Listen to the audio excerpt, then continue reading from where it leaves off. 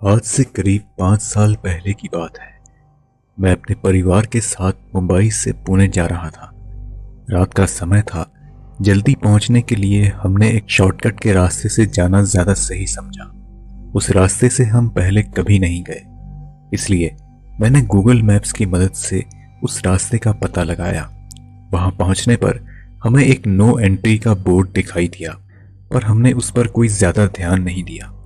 मैंने कई बार सुना था कि यह रास्ता छलावे के लिए मशहूर है और शाम के बाद यहाँ पर कोई नहीं आता, मगर हमें पुणे जल्दी पहुंचना था, इसलिए उस वक्त हमें जो सही लगा हमने वही किया। वहां पर एक बूढ़ी औरत हमें दिखाई दी। हमने उससे इस रास्ते के बारे में पूछा तो उसने कहा कि यह रास्ता पुणे की तरफ ही जाता है। हम थोड़ा आगे चले ही थे कि तभी वो बूढ़ी औरत अचानक गायब हो गई। मैंने पापा को जब ये बात बताई तो उन्होंने कहा कि ये मेरा वहम है, पर तभी अचानक मेरे दादाजी को एक काला साया तेजी से हमारी गाड़ी की तरफ बढ़ता हुआ दिखाई दिया, लेकिन उनकी बात पर किसी ने ध्यान नहीं दिया। थोड़ी देर बाद एक आदमी बाइक पर अचानक गन लेकर हमारी गाड़ी के सामने आ खड़ा हुआ। वो काफी गुस्से में था। उसने हमें रोकने की भी कोशिश की। इससे पहले कि वो हमें कुछ कहता, पापा ने तुरंत गाड़ी आगे बढ़ा ली। थोड़ा आगे चलने पर हमारी गाड़ी अचानक खराब हो गई और बाद में एक अज्ञात शख्स हमारी गाड़ी का दरवाजा खटखटाने लगा और बोला, साहब, मैं अंधेरे में रास्ता भटक चुका हूं, क्या आप मुझे पहुंचा देंगे? मैं एक कार मैकेनिक हूं, आप चाहें तो मैं आपकी गाड़ी ठीक कर सकता हूं। गाड़ी ठीक करने के बाद पापा ने उसे हमारी गाड़ी की पिछली सीट पर बैठा दिया। रास्ते में वो हमसे कहने लगा, साहब, ये रास्ता छलावे के लिए मशहूर है।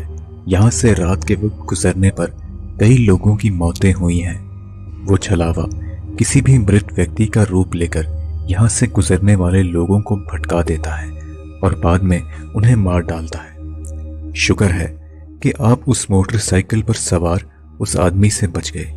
वो एक छलावा ही था। अगर आप कुछ देर और रुकते तो वो आपको मार डालता। रास्ते में थोड़ा हल्का होने के लिए हम सब रुके और जब मैं वापस गाड़ी में बैठने लगा तो मैंने देखा कि उस आदमी की लाश खून से लथपथ हमारी गाड़ी में पड़ी है। मैं जोर से चिल्लाया, लेकिन जब तक मेरे मम्मी पापा आए वो लाश वहां से गायब हो चुकी थी। डर के मारे हम सब गाड़ी में बैठे और वहां से तुरंत भाग निकले। तभी हमने देखा कि रास्ते में एक माइलस्टोन जिसमें लिखा था पुणे 33 किलोमीटर बार बार हमारे रास्ते में आ रहा है। इसलिए मेरी बड़ी बहन कविता ने गाड़ी से उतरकर उस पर एक निशान लगा दिया, पर हमने देखा कि हम घूम घाम कर वापस उसी माइलस्टोन के पास पहुंच जाते हैं। हम कुछ देर के लिए वहीं पर रुके और तभी कुछ ही दूर हमें एक रोशनी दिखाई दी। हमें पता चला कि वो एक चाय की दुकान है। वहां हमने कुछ खा पी लिया। तभी मेरी माँ को एक आइडिया आया। उन्होंने कहा कि छलावा हमारी आंखों को धोखा दे सकता है, लेकिन मोबाइल के कैमरे को नहीं, और उन्होंने मोबाइल से हम सब की फोटो खींची तो जो हमने देखा उससे हम सब के होश उड़ गए। हमने देखा कि उस तस्वीर में चाय की कोई दुकान थी ही नहीं। हम लोग फटाफट वहां से भाग निकले और अपनी गाड़ी के पास वापस आ गए। उतने में मोटर बाइक पर सवार वही गन वाला आदमी हमारे पास आ खड़ा हुआ और गुस्से में बोला, मैंने आपसे मना किया था ना कि इस रास्ते से मत जाओ। मैं एक पुलिस इंस्पेक्टर हूं, क्या आपने उस रास्ते पर नो एंट्री का बोर्ड नहीं देखा? इतना कहकर उसने हमें अपने साथ चलने को कहा, लेकिन तभी मेरी बड़ी बहन कविता कुछ अजीब सा बर्ताव करने लगी। वह नजरें मिलाकर बात नहीं कर रही थी। उनकी आंखों में मैंने कुछ शैतानी चीज देखी। इससे पहले कि मैं कुछ कह पाता वो अचानक अंधेरे में गायब हो गई। हम उसे ढूंढने लगे तो उस पुलिस वाले ने हमें गन पॉइंट पर रोक लिया और कहा कि ये छलावे की एक चाल है। वो आप सबको अलग करेगा और फिर एक एक करके सबको मार डालेगा। वो कविता नहीं बल्कि उसके रूप में एक छलावा ही था। आप सब मेरे साथ चलिए। लेकिन मेरे दादाजी ने उसकी बात नहीं सुनी और कविता को ढूंढने निकल पड़े। वो पुलिस वाला हमें अपने थाने ले आया। वह बोला, अब आप लोग बिल्कुल सुरक्षित हैं, आपको घबराने की कोई जरूरत नहीं।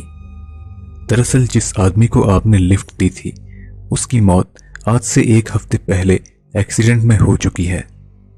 यह सुनकर हम लोग बेहद चौंक गए। तभी हमने दादाजी को वहां आते हुए देखा, लेकिन उनका बर्ताव देखकर हम सबको कुछ अजीब लगा। कविता की तरह वह भी हमसे आंखें मिलाकर बात नहीं कर रहे थे। हमने फटाफट दरवाजा बंद कर दिया और मम्मी ने मोबाइल फोन से जब दादाजी की तस्वीर निकाली तो देखा उस तस्वीर में कोई नहीं था। हम तुरंत समझ गए कि अब छलावे ने दादाजी का रूप ले लिया है। उतने में कविता भी हमें ढूंढते हुए हमारे पास आ पहुंची। शुक्र की बात यह थी कि वो बिल्कुल सही सलामत थी। उसने कहा कि जब हम लोग चाय की दुकान से भाग रहे थे तब वह अचानक अंधेरे में रास्ता भटक चुकी थी और किसी तरह हमें ढूंढते हुए हमारे पास आ पहुंची। अगली सुबह उस पुलिस वाले की मदद से हम वहां से निकलने में कामयाब रहे, लेकिन उस माइलस्टोन के पास जहां हमारी गाड़ी खड़ी थी वहां हमें दादाजी की लाश मिली। इस हादसे में मैंने अपने दादाजी को खो दिया। साथ ही साथ जिस पुलिस वाले ने बचने में हमारी मदद की थी उसको बाद में फिर कभी नहीं देखा गया। दोस्तों, आप मेरे इंस्टाग्राम अकाउंट पर मुझे फॉलो कर सकते हैं, जहां पर आप मुझे पर्सनली मैसेज भी कर सकते हैं। आप अपने विचार हमें कमेंट्स के माध्यम से जरूर बताएं। अगर आपको ये वीडियो पसंद आई तो इसे लाइक और शेयर जरूर करें। हम जल्द ही आपसे अगली वीडियो में मुलाकात करेंगे। तब तक के लिए इजाजत दीजिए।